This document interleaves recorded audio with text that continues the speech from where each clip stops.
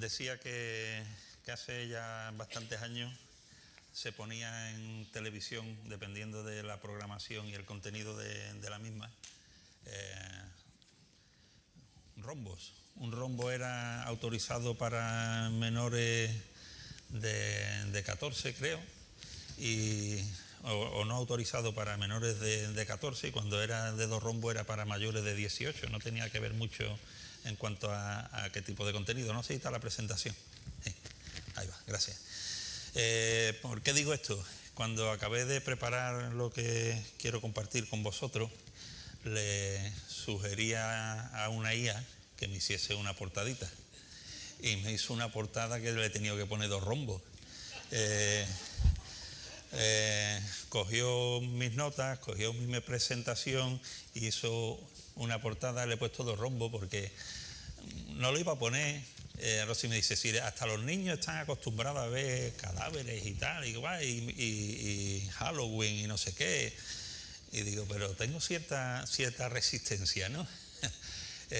Muertos vivientes, se titula la reflexión. Una reflexión que pretende entrar en la realidad de cómo se va devaluando el valor de la persona, del ser humano. Una reflexión acerca de la pandemia de soledad tan brutal que sufre la sociedad de hoy, y una reflexión ante la realidad omnipresente y poderosa de las pantallas. Yo tengo una pantalla en el bolsillo, otra pantalla aquí delante, 2 ahí y una detrás.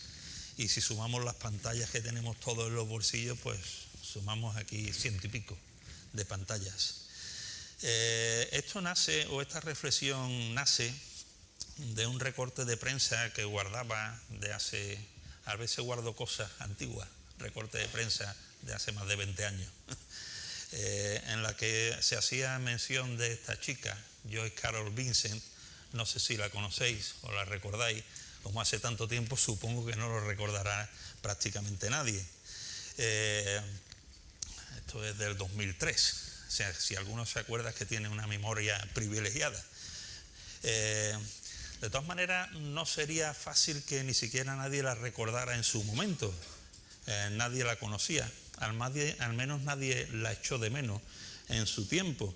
Sin embargo, saltó famosa a las portadas de todos los periódicos prácticamente del mundo, porque apareció muerta en su apartamento de Londres. Y diremos, bueno, ¿y esto qué tiene de peculiar? Bueno, pues tiene de peculiar que apareció muerta en su apartamento de Londres después de 3 años muertas. ¿Y esto qué tiene de extraño? Eso ocurre casi con frecuencia. El dato curioso es que estuvo 3 años muerta delante del televisor, encendido, sin que nadie la echara de menos. Esta es una escena escalofriante, así como un esqueleto momificado y con sentada en su sofá y viendo la televisión desde el inframundo. Solo se preocuparon de ella cuando, pasado este tiempo, sonaron las alarmas. ¿Qué alarma? La cuenta del banco se quedó a 0. Mientras había cuenta, se pagaba la hipoteca y se pagaban los recibos de la luz. Cuando se acabó la cuenta y llegó a unos 3.000 euros de saldo, los cobradores del FRAS de la época la localizaron, y la localizaron en ese escenario dantesco. Este episodio os sugiero que es un reflejo de la sociedad de nuestro tiempo, aunque el episodio esté lejano, y que puede valernos como una parábola real de nuestro tiempo para ver la realidad en la que vivimos, el perfil devastador de muertos vivientes. ¿En qué sentido? De muertos vivientes desde el punto de vista incluso digital. ¿Por qué? Porque hay personas con cientos, con miles de contactos en su agenda telefónica, en sus redes sociales, en sus direcciones de email, cientos de contactos, pero muy pocos amigos reales, casi ninguno. Muertos vivientes porque comparten cada día en sus escenarios de redes sociales, pero rara vez conversan de tú a tú con nadie. Muertos vivientes porque son consumidores permanentes de contenido, pero sin espacios para la reflexión personal y tranquila. Muertos vivientes porque se conocen y conocen los vaivenes de todos los youtubers y famosos de turno, pero casi no conocen a su vecino, ni siquiera a su propia familia. Muertos vivientes porque están permanentemente entretenidos, pero rara vez disfrutan de paz profunda y de sentido en la vida. Por eso esto creo que es una realidad que no podemos, o ante la que no podemos pasar indiferente, y que pone de manifiesto una realidad devastadora de la sociedad de hoy. Como decía al principio, estos tres aspectos a considerar: la devaluación del ser humano y su valor, la desintegración de la identidad de la persona, la anulación y su distorsión, la pandemia gigantesca de soledad en la que estamos inmersos, y el poder absoluto o absolutista y omnipresente de las pantallas. Así que vamos a considerar estos tres aspectos, tomando como referencia lo que decía este episodio como una parábola real de nuestro tiempo, que nos dice mucho de dónde estamos, de quiénes somos también como sociedad. La devaluación de la persona. Se me ocurría esta imagen. Al principio puse otra, puse un papel arrugado, pero un papel arrugado todavía sirve para algo, pero un papel mojado poco valor tiene, para poco sirve. Y creo que ilustra un poco el valor de la persona, que muchas veces por debajo del nivel del papel mojado. Se me venía el texto de Isaías 40:17, que no tiene conexión con esto en principio, pero sí dice: menos que nada y que lo que no es. Creo que eso dibuja y desdibuja la realidad de la identidad del ser humano. Y en el episodio de la noticia de Carol vemos que es una persona que deja de existir sin que nadie se preocupe ni se percate.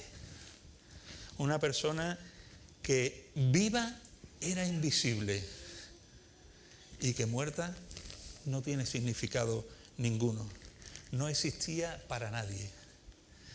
Y tampoco importaba para nadie hasta que, como decíamos al principio, se hizo valer por la deuda que acumuló.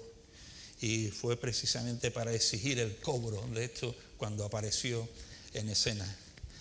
Carlos Marx, filósofo y economista alemán, que muchos reconoceréis al menos por el nombre, él decía esta cita: la desvalorización, perdón, voy a leer desde ahí, la desvalorización del mundo humano crece en razón directa a la valorización del mundo de las cosas. O sea, en la medida que las cosas van valiendo cada vez más y más, el ser humano empieza a desaparecer de la escena. El valor social de tuyo y mío prácticamente se circunscribe a un NIF, a un CIF, a un DNI y sobre todo a una cuenta bancaria. Tanto tienes en la cuenta, tanto vales. Reza el dicho: si no tienes, casi eres invisible, dejas de ser. Y con un poco de suerte podemos ser alguien en nuestro contexto familiar y ser reconocidos, pero con estructuras familiares cada vez más deterioradas, más destrozadas, más desequilibradas. Ni siquiera la familia actual es un reducto para que la persona se encuentre a sí misma su propia identidad y su propio valor. Y esto, digamos, bueno, esto es una teoría que tiene unas implicaciones prácticas devastadoras, porque estos principios empiezan a construirnos como sociedad y como personas y se sustancia de una manera objetiva en normas, leyes y en conciencia colectiva que hacen posible que aborto, eutanasia, suicidio asistido cada vez se incorporen de una manera más intensa y profunda en nuestra realidad social. Así que esto es un asunto de extrema gravedad y significado. Esto aboca al ser humano a una destrucción de su propia identidad y de su valor. De una manera práctica encontramos al ser humano buscando valor en sí mismo. ¿Y cómo lo encuentra, o al menos cómo lo busca? Pues yo soy valorado si ostento un buen puesto laboral. Es decir, mi identidad en última instancia, mi valor se vincula de una manera extrema a quién soy laboralmente hablando. Y si no es ahí, pues soy o me valoro a mí mismo en virtud a lo que decíamos antes, el poderío económico, quizás valgo en tanto que mi estética es una determinada estética, valgo en tanto que mi posición social es una posición de prevalencia, valgo en tanto al volumen de mi experiencia sexual. Si tengo citas íntimas todos los fines de semana y llega el lunes soy el macho alfa del instituto o del trabajo. Valgo si soy alguien en la iglesia, una distorsión también. Valgo si mi ministerio es un ministerio exitoso, si soy visto y reconocido por los demás. Ahora, todas estas cuestiones chocan con la realidad de que esto no es más que un callejón sin salida y se vive aterrado de la vida y de la realidad y nos convierte en esclavos del miedo. Un miedo existencial que conduce al estrés, a la ansiedad y a la depresión. Creo que este cuadro dibuja y desdibuja la realidad o parte de la realidad de la sociedad en la que vivimos.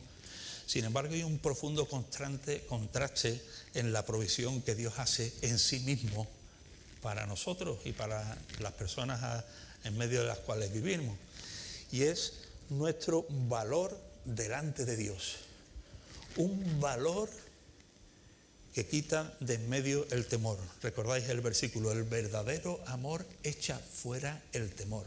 De tal manera que si tomamos conciencia de cómo el amor de Dios se proyecta hacia nosotros en cuanto a nuestra valía como ser humano, como persona, todo cambia.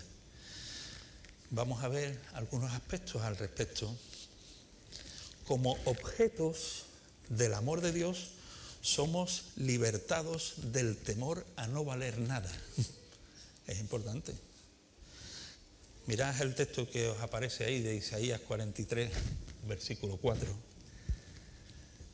A mis ojos fuiste de gran estima, fuiste honorable y yo te amé.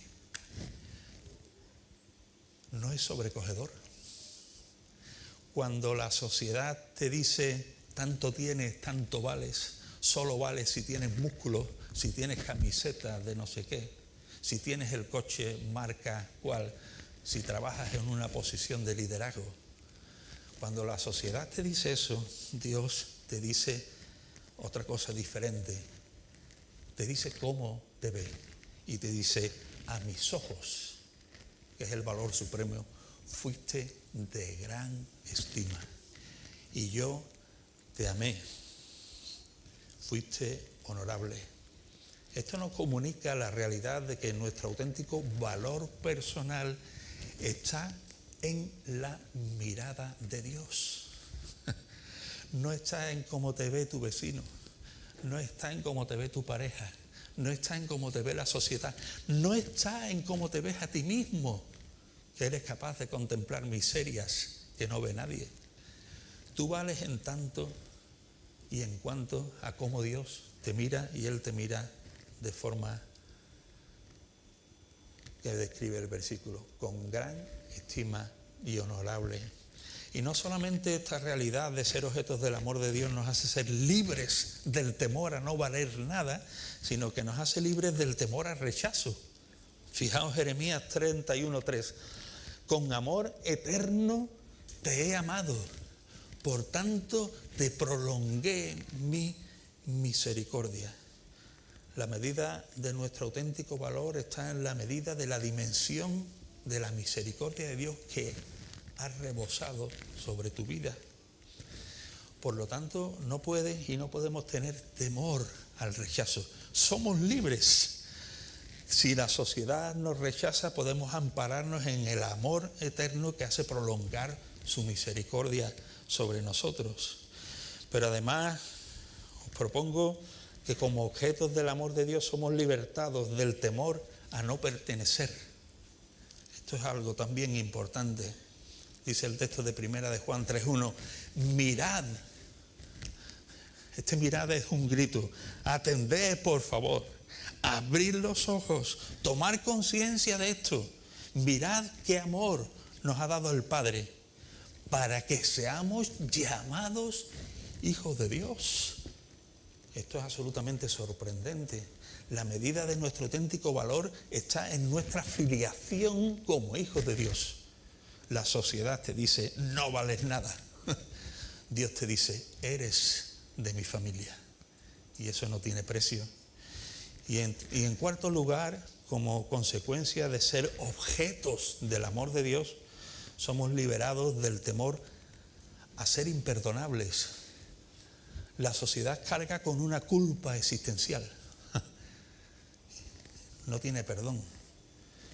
Mas Dios dice que muestra su amor para con nosotros en que aun siendo pecadores, Cristo murió por nosotros. La medida de nuestro auténtico valor, de tu valor y de mi valor, está en la cruz del Calvario.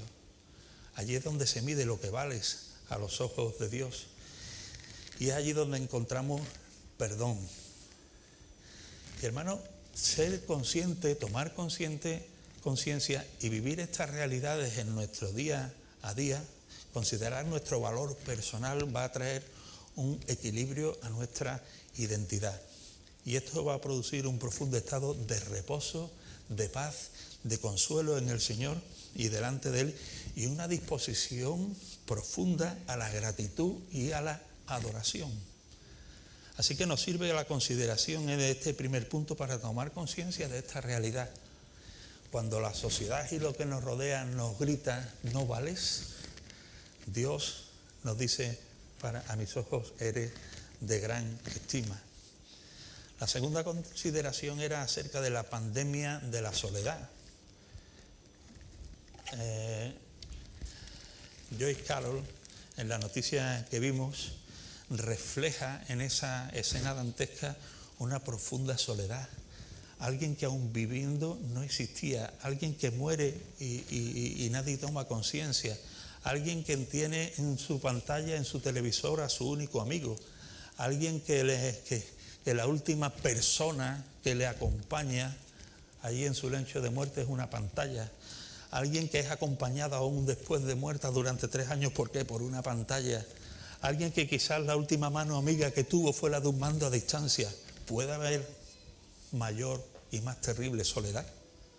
Posiblemente no. Un escritor francés decía, nuestro gran tormento en la vida proviene de que estamos solos. Y todos nuestros actos y esfuerzos tienden a huir de esa soledad. No sé si resuenan como a mí cuando escucho esto, las palabras que ya allí en Génesis Dios decía, no es bueno que el hombre esté solo.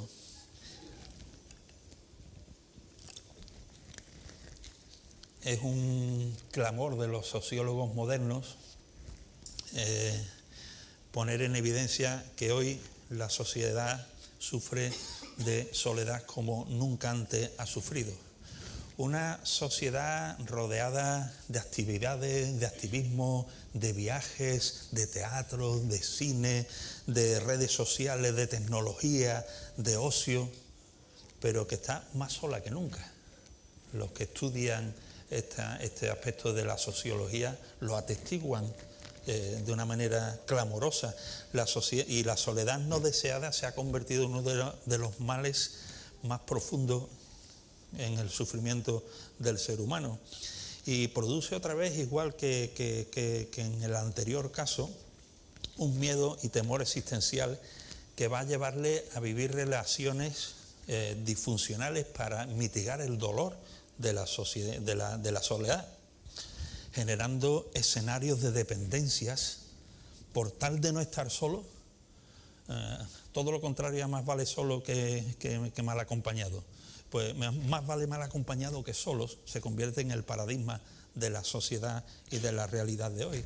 Esto se atestigua y se evidencia muy fácilmente, por ejemplo, en los tiempos de la adolescencia, cuando aquel chaval, aquella chica con 12, 13, 14, 15 años está en el seno del grupo de relaciones y el grupo de relaciones empieza a fumar por decir algo más o menos sencillo. Y la presión del grupo, o la presión que siente a sí mismo o a sí misma para pertenecer al grupo, para no significarse, para no ser excluido, para no sufrir de soledad, pues le lleva a fumar, le lleva a seguir en ese escalón en otro tipo de consumo, le lleva a relaciones prematrimoniales. Pero igual a nosotros en nuestros contextos laborales, por no ser marcados, echados a un lado y sufrir de soledad, tragamos con lo intragable. Y cualquier cosa de estas que hacemos para no ser excluidos ni experimentar el miedo a la soledad nos va a llevar a escenarios de esclavitud, de relaciones disfuncionales, de consumos adictivos, de relaciones tóxicas, etcétera, etcétera. ¿Por qué? Por esta profunda necesidad de no estar solos. Y esto se dibuja en la sociedad en la que vivimos. Sin embargo, el profundo contraste es el que tenemos en la provisión de Dios para mitigar, para dar salida, no mitigar ni dar salida, sino para que experimentemos de manera plena la realidad de la compañía con Dios en su presencia. Una presencia que os propongo ahí algunas características, que es genuina. Dice Isaías 43, no temas. ¿Por qué? Porque yo estoy contigo. Qué sencillas palabras, pero qué profundas y vitales palabras si las vivimos realmente. Estamos hablando de una presencia real, de una presencia auténtica y genuina. No estamos hablando de una utopía, no estamos hablando de poesía, no estamos hablando de algo imaginario ni esotérico. La presencia de Dios es real. No lo vemos habitualmente, pero es real. Es la experiencia de la presencia real de Dios que supera cualquier sensación de soledad, aún en los escenarios más duros y durísimos que la vida nos pueda permitir, o Dios pueda permitir en nuestra vida. La experiencia de una presencia real de Dios. Y seguramente que si pudiéramos compartir experiencias, cada uno tendríamos un ramillete de experiencias en nuestra vida, en determinadas circunstancias, en las que la presencia de Dios se ha hecho patente de una manera clara y significativa. Pero no solamente una presencia real y genuina, sino una presencia atemporal. Que bueno, a veces estamos acompañados con determinadas personas o familias, pero está sujeto a la limitación del tiempo. Se nos va el hijo, la mujer o lo que sea de viaje, o el Señor los llama a su presencia y se nos acaba esa compañía. Sin embargo, la presencia provista y prevista por Dios es atemporal. He aquí yo estoy todos los días. Y si nos queda duda, aclara con la coma, hasta el fin del mundo. Y amén es lo que acaba diciendo el versículo. He aquí yo estoy todos los días hasta el fin del mundo. Una presencia que es extensa en cuanto a su ubicación, porque no se limita a un lugar. Una presencia que es íntima, porque es por su Espíritu que hace morada en nosotros. Una presencia que es permanente, porque es todos los días hasta el fin del mundo. Qué extraordinaria la provisión de la presencia del Señor en nuestras vidas. Una presencia que es pacificadora. Dice el texto de Hebreos 13, no te dejaré, presencia, ¿vale?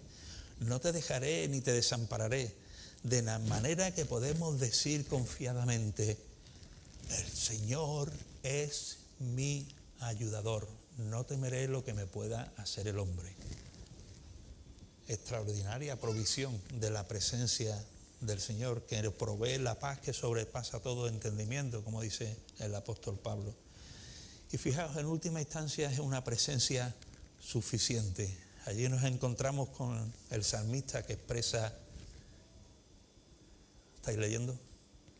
Aunque mi padre y mi madre me dejaran, con todo Jehová me recogerá.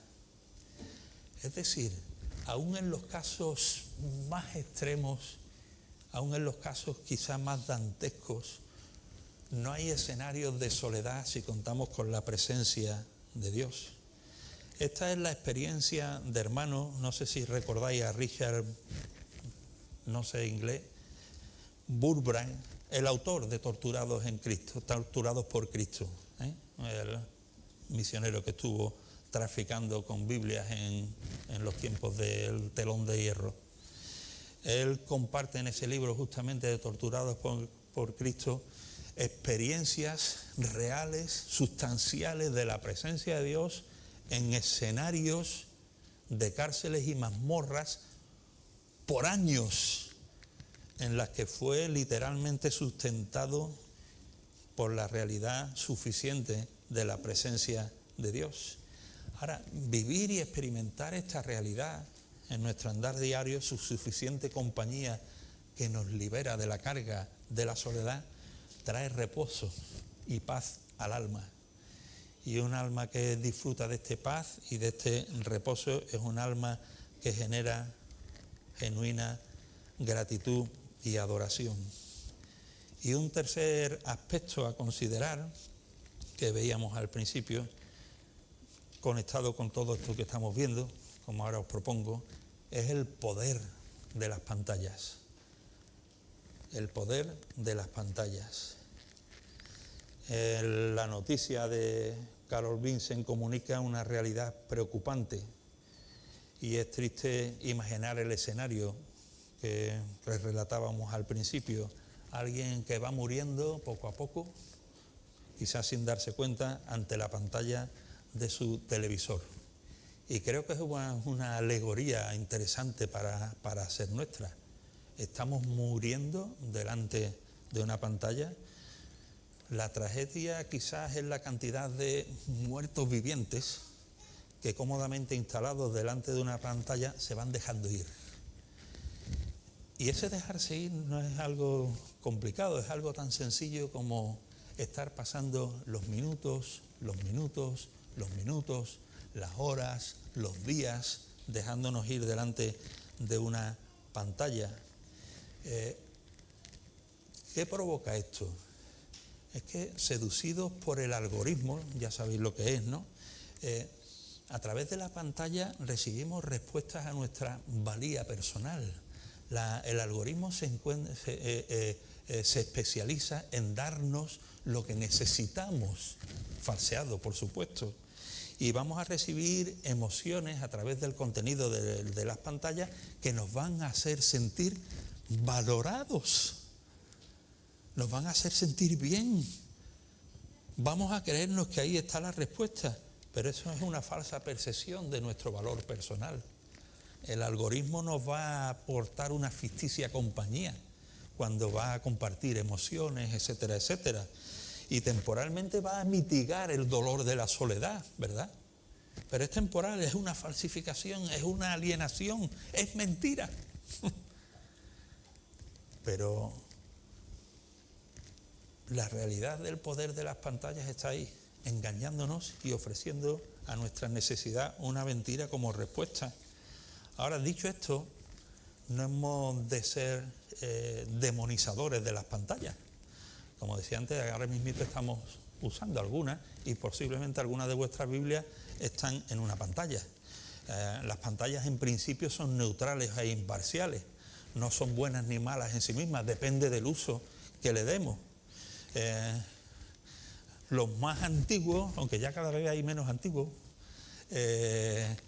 recordaréis que en los primeros tiempos, cuando la televisión apareció en escena, si estabais en una iglesia evangélica, estoy mirando, pero me parece a mí que no hay espécimen de este color.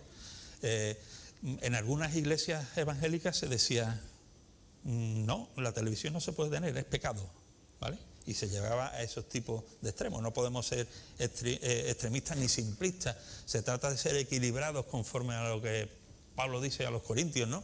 Todas las cosas me son lícitas, ya sabéis cómo sigue diciendo, mas no todas convienen, todas las cosas me son lícitas, mas yo no me dejaré dominar por ninguna. O sea, aquí hay un par de parámetros interesantes para el uso de determinado tipo de pantalla, ¿no? Si convienen y si nos dominan, ¿vale? No entraremos en eso.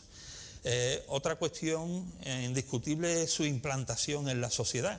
Alguien dijo que es más fácil encontrar una casa en la que falte pan que una casa en la que falte una pantalla. Y es curioso, pero me parece que es así. Hace hace bastantes años, en el 2009, cuando el terremoto de Honduras, unos hermanos de la iglesia estuvieron allí ayudando. Y cuando vinieron enseñaron en su reportaje fotográfico las fotos de determinados sitios. Y había prácticamente casitas de madera medio derruidas, prácticamente con nadie, pero en el centro de ese saloncito siempre había un omnipresente y gigantesco televisor. O sea, no había de nada, no había techo, pero no faltaba la televisión. Así que la implantación es absolutamente indiscutible, así como la importancia que las pantallas tienen en las familias, para bien o para mal, otra vez, ¿no? El móvil, la televisión, los ordenadores se han convertido en parte integral de la familia y de la vida de la familia. Cuando no hay pantallas presentes casi que se pone uno nervioso. En alguna ocasión estamos los 4 en la familia comiendo y se ha olvidado poner el televisor. Y, uy, ¿qué pasa aquí? Falta alguien, falta el televisor, que se tiene que hacer presente, haya lo que haya, el rosco de no sé qué, o el telediario, o lo que sea. Pero forma parte, para bien o para mal. Y también es muy importante el impacto que tienen las personas. Va modificando y dando forma al carácter, modela la imagen física, harto de ver vídeos de ropa, por ejemplo, o de músculo o de lo que sea, te va modelando y determinando la forma de física o de vestir, acapara la mente, condiciona la salud física y espiritual, como digo, para bien o para mal. Hay algunos aspectos que son netamente positivos. Por ejemplo, las pantallas son relevantes en el ámbito de la evangelización. Pablo Martini, quien tuvimos aquí en el aniversario del año pasado, él decía, si queremos que nuestro mensaje sea realmente para el mundo, hemos de tener un ojo en el televisor y otro en la Biblia. ¿Por qué decía esto? Por la necesidad de ver y leer lo que ocurre en el mundo para comprender sus carencias, para comprender sus necesidades y estar a la altura de una respuesta en su lenguaje, de una respuesta adecuada. Hace un tiempo, no sé si era la última vez que compartía o la anterior, os citaba que en el Congreso del Movimiento Evangelístico de Lausanne, uno de los ponentes era un responsable de la iglesia en África, ¿vale? Y África se nos va rápidamente a otro mundo muy por debajo en muchos aspectos. Pero él decía, las redes sociales, ya en África, son la actual plaza del pueblo, donde la iglesia debe estar para seguir siendo relevante.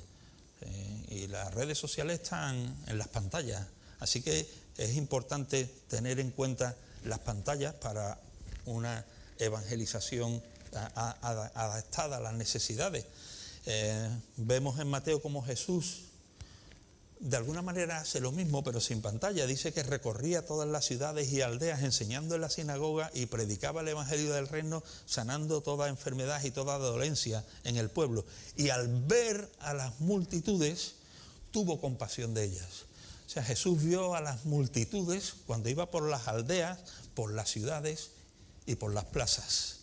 Nosotros podemos hoy ver a las multitudes a través de donde están las multitudes, como decía este hermano africano, en la plaza del pueblo digital, en las pantallas, porque Jesús al ver las multitudes dijo, las conoció, las vio y dice que tuvo compasión de ellas. ¿Por qué?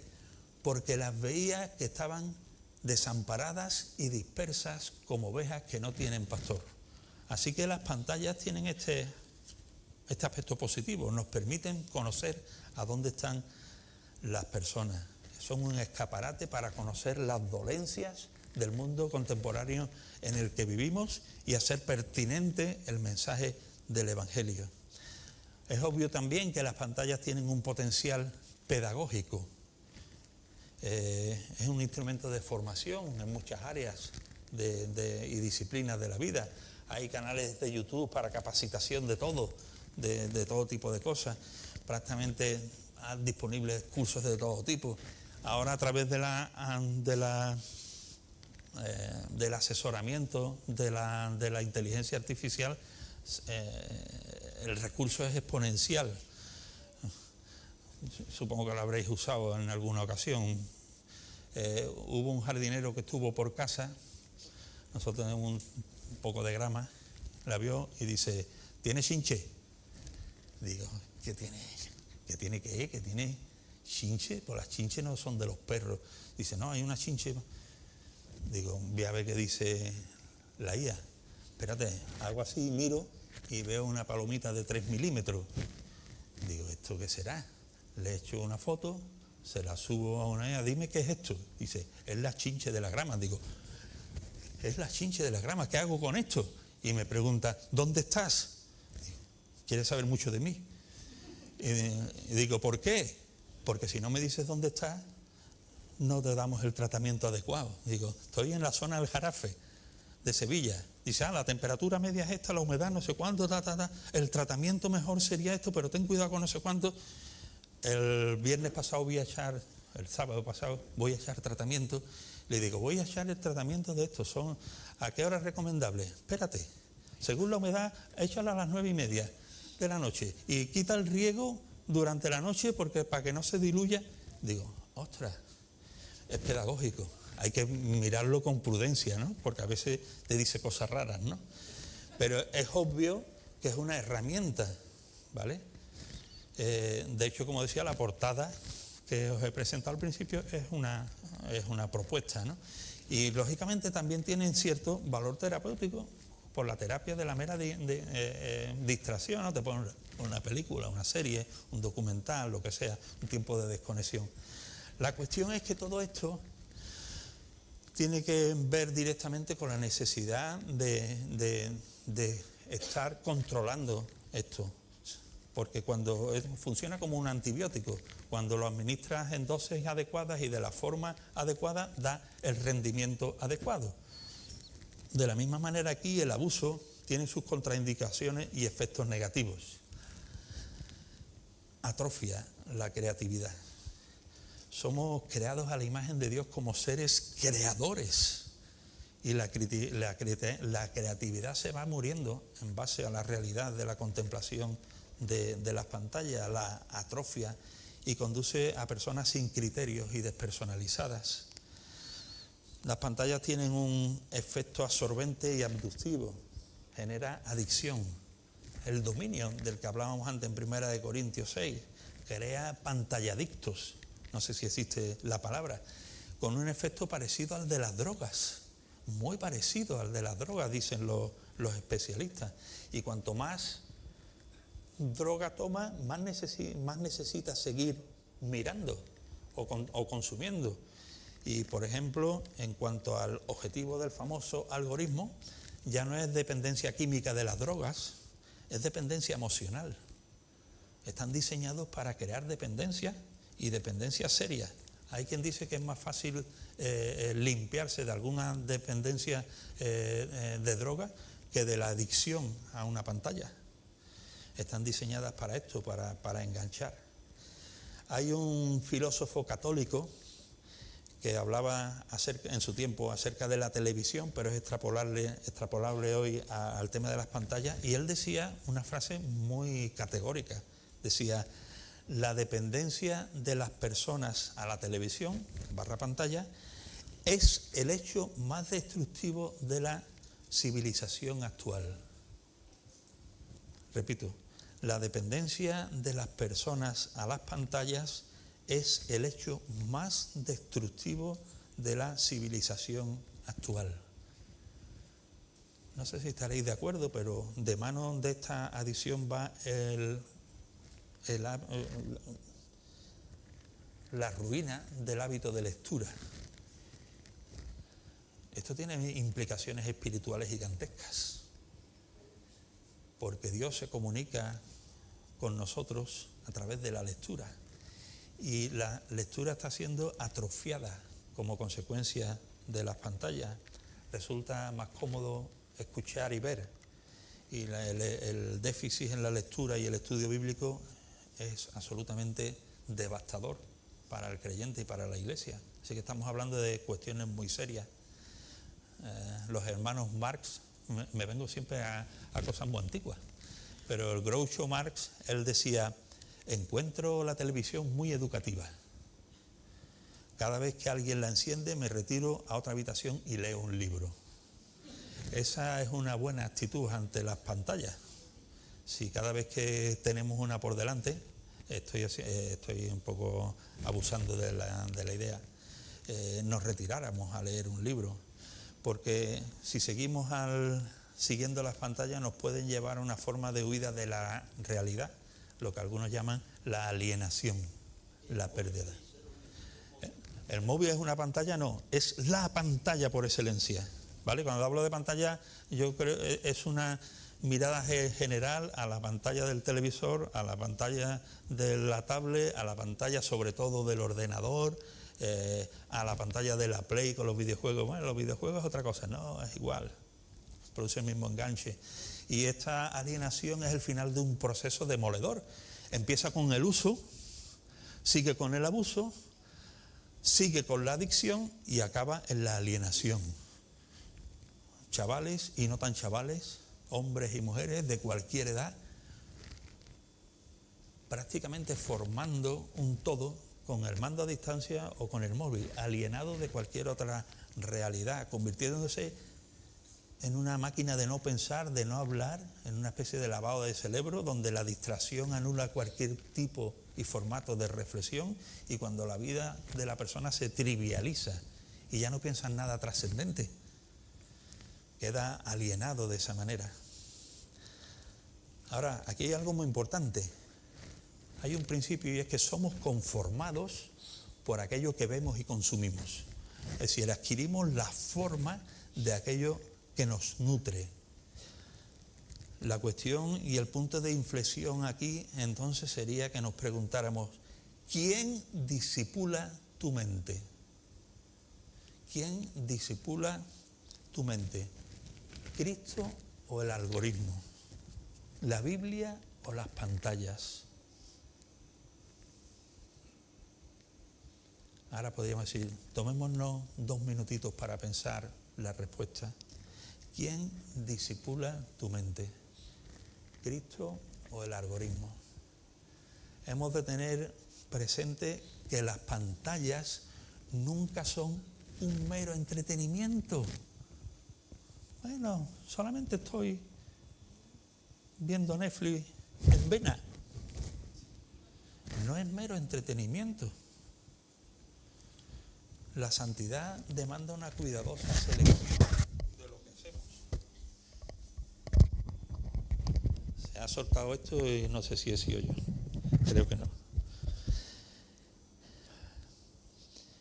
¿Cómo seremos capaces de tener la mente de Cristo si nuestra mente está invadida de pantallas? Y como proponemos ahí, es una cuestión de proporciones. Es matemática, es una cuestión de proporciones, de porcentajes de influencia directamente. Si un creyente pasa 3 horas frente a pantallas, que lo veo muy cortito, en esas 3 horas, ¿cuántos minutos está recibiendo de influencia espiritual? Positiva o negativa puede ser. Yo creo que se hace necesario un examen personal. ¿Cuánto tiempo pasamos delante de las pantallas?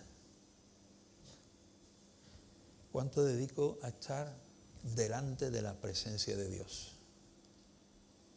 ¿Quién gana en esa báscula? ¿Cuánto han alterado las pantallas nuestra vida familiar, nuestra comunión, nuestra comunicación, nuestra vida espiritual? Y te invito de nuevo a plantearte la pregunta: ¿quién disipula tu mente? ¿Cristo o el algoritmo? Alguien decía que la amenaza principal para el siglo XX no es solamente el pecado escandaloso, sino la distracción permanente. No sé si estás de acuerdo, pero se merece una pensada. El peligro del siglo XXI no es solamente que lo es el pecado escandaloso por el cual nos rasgamos las vestiduras, etcétera, etcétera, sino la sutil distracción permanente. siempre entretenidos, siempre distraídos, siempre alienados, siempre fuera de espacio de la comunión con el Señor. Hay 4 versículos que solamente voy a mencionar, que son antídotos para esto. Salmo 46, 10 dice: «Estad quietos».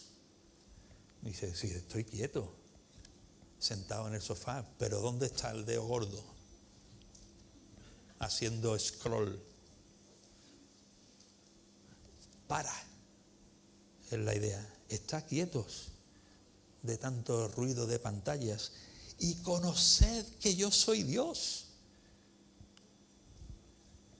Mientras estamos en las pantallas nos perdemos la posibilidad de conocer quién es Dios. Después la vemos. La siesta que te pega, eso sí es verdad. Dice: estad quietos. Efesios 5 nos dice: mirad con diligencia cómo andéis, no como necios, sino como sabios, aprovechando bien el tiempo. Otro tercer antídoto en Filipenses 4. Por lo demás, hermanos, todo lo que es verdadero, todo lo honesto, todo lo justo, todo lo puro, todo lo amable, todo lo que es de buen nombre, si hay virtud alguna, si algo digno de alabanza, en esto pensad. Y muchas veces las pantallas no pasan este filtro. Y Romanos nos invita a tener una actitud de rebeldía. No conforméis a este siglo, sino transformaos por medio de la renovación de vuestro entendimiento. Ahora, estos son versículos que tienen una propuesta de implementación práctica para tener un equilibrio frente a las pantallas. Dosifica el tiempo, atendiendo al llamado de aprovecha bien el tiempo, que no nos robe el tiempo, que no nos controle la vida, y la vida no es más que tiempo. Si nos roba el tiempo, estamos viviendo la experiencia de ser un muerto viviente.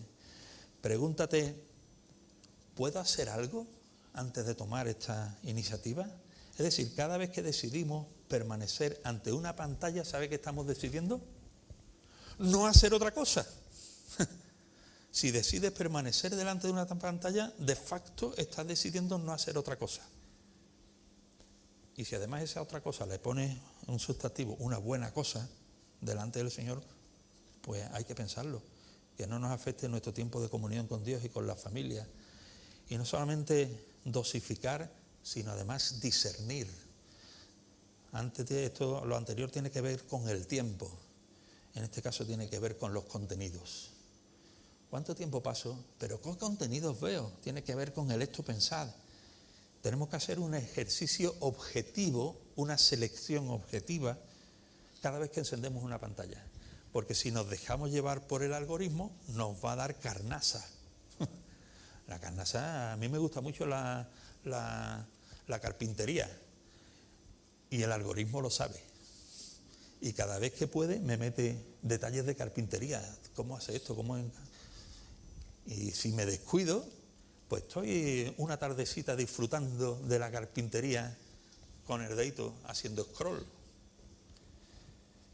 Tengo que discernir. ¿Esto que veo me acerca a Cristo? ¿Edifica mi mente? ¿Vale mi tiempo, que es vida? Y proponernos también una propuesta de desconectar de una forma objetiva y premeditada, disponernos a estar quietos.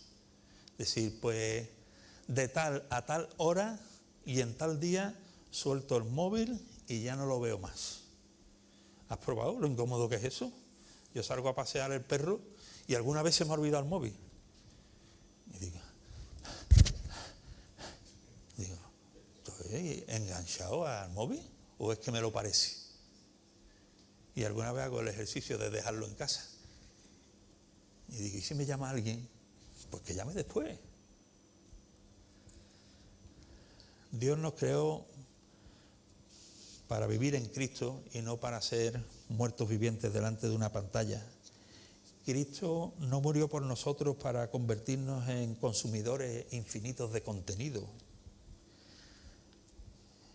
Cristo no murió para que seamos muertos vivientes delante de una pantalla, inertes y alienados, sino para ser hombres y mujeres plenamente vivos en Él. Esta chica del principio murió sola delante de una pantalla. La pregunta en esta mañana no es si nosotros vamos a morir físicamente delante de una pantalla. Supongo que no, puede ser que sí. Pero la cuestión más pertinente es si estamos dejando que nuestra alma muera poco a poco delante de una pantalla mientras la vida pasa y perdemos el escenario de comunión con el Señor, donde fortalecer nuestra identidad y donde mitigar la soledad. El Señor nos ofrece una alternativa mucho mejor, la de Apocalipsis que veis ahí.